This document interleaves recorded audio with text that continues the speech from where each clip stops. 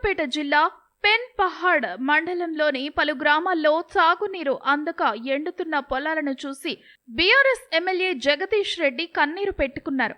ప్రభుత్వాన్ని చేతులు జోడించి వేడుకుంటున్న రైతులను కాపాడండి.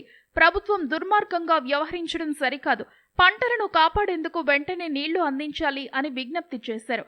రాష్ట్రంలో కాంగ్రెస్ పాలన సమైక్యాంధ్ర పాలన తలపిస్తుందని భావోద్వేగానికి గురయ్యారు.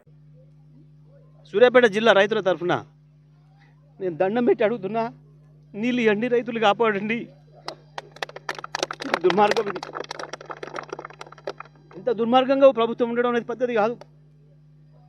వాస్తవానికి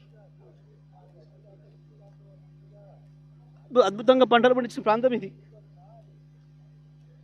వద్దన దాకా నీళ్ళు ఇచ్చినాం గతంలో.